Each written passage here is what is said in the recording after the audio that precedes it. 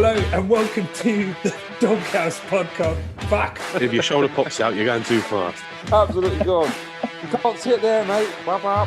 Whoever arrives at the playground first pulls the rules of British Bulldog. Do I want to hold my breath for an extra 30 seconds underwater, or do I want to be able to take someone down from a 10-foot ledge?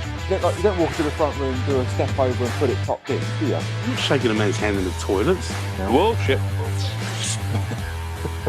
You just don't get this sort of quality with other reviews. Hello and welcome to the Doghouse podcast, Series 2, Episode 1. Have we got any apologies that need to be offered to anyone? I apologise for swearing. For all of it. Yeah. Yeah, all the swearing. I've got a little swear jar here next to me, so every time I say a swear word, I'm going to put, well, I don't have any money, so I'll imagine that I'm putting money in it. So I'm going to try and make a conscious effort to not swear as much as I do. You're that guy at the charity evening, aren't you, Griever? Who puts like a washer in the pot instead of a pound coin. Just give it a clink. Clink, clink, clink. Yeah. Yeah, I reckon it's at least 4 minutes before you start swearing. Yeah, and this looks strong. This looks strong does, as a mother fluffer. Yeah. I don't remember enforcing a no swearing rule. Where's that come from? Is that just a conscious effort from you boys? It's a few people. Griever's in the doghouse, obviously. I'm in the doghouse. Well, they've a few friends and family who've like, oh, you swear a lot, Joe. And I was like, do I? And then I went back and listened to some of the episodes and I was like, oh, yes, every other word. Every other word. Don't. I do. What's been going on then, chaps? What's been happening in the break? The old Rona's gone, fucking all over the place with the different rules and stuff. What do you reckon, Jamie? What's been going on? I don't know, it's still here and I'm still sick to fucking death of it. I don't understand. Like, it's just so weird, isn't it? It's like I walked to the shop the other day for the first time, because obviously I normally drive everywhere and my mask is always in my car, and I walked down there and I've got no mask. And I felt like almost like a criminal for not having one. It's really weird.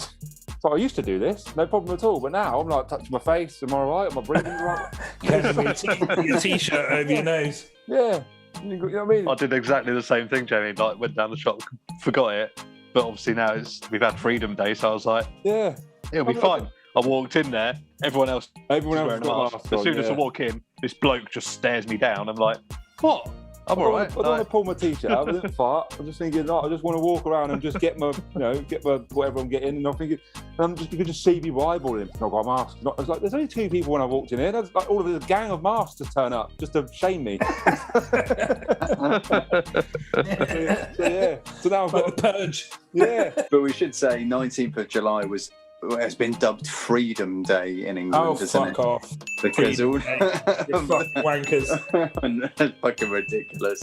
But all of the legal restrictions have been dropped, essentially, isn't it? That's the definition.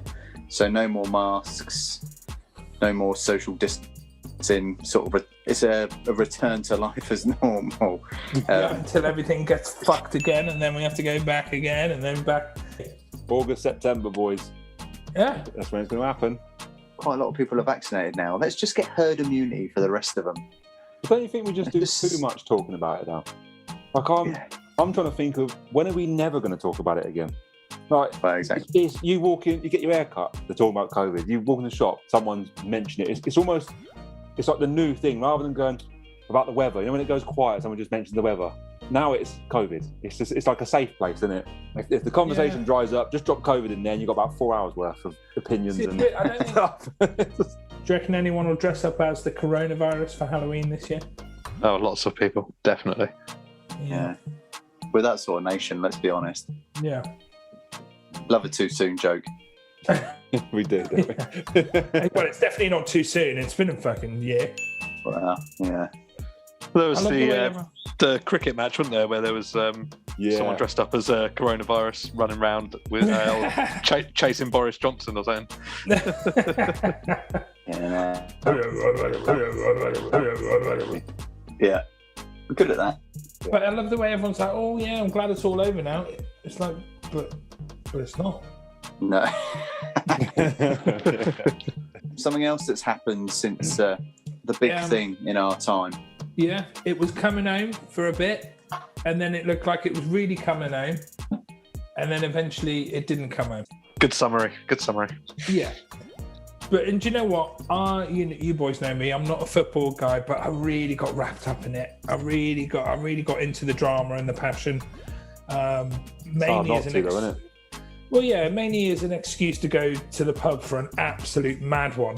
And both. That's times, why you got into it. Yeah. It's like, drinking. Yeah, but the games themselves, it was great, but it was just the atmosphere of the local. It's a bit of a rough and ready pub, the local that we go to near work, but it was packed to the rafters. It was just riotous.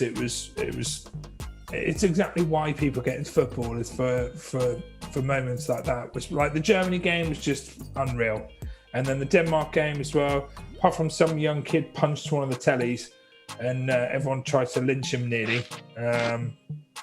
But it was good crack. And then I watched the last game at home because I've been out. I've been in the Doghouse and burnt a few bridges and whatnot. And then gonna watch the last game at home, and it was penalties is just the worst way to end a game. It's horrific, isn't it? Yeah, horrific. Yeah, and you feel so sorry for them. The amount of bigging up they did before as well. Oh, the team have analysed penalty taking over the last 100 years. They know what they're doing. They're not going to miss a single one, and it's coming home. Bosh, out. Fuck's sake. I could have told you that. I put a pound in the jar for me, Griever. But what I will say, weirdly, when the football was all going on, made you feel proud, made you feel patriotic, but then we had to go and ruin it, didn't we? Right at the end. We can't. Sorry. £2 in the jar for that. Langy, I said to you, I guarantee Steve be the first one to say cunt. Every time. I'm not saying it. It's my favourite word. On the basis that he said that, can you now smash your jar and never mention pound in a jar again? Because you've said it more than anything else. You've broken the jar, yeah. No more jar talk, just be normal.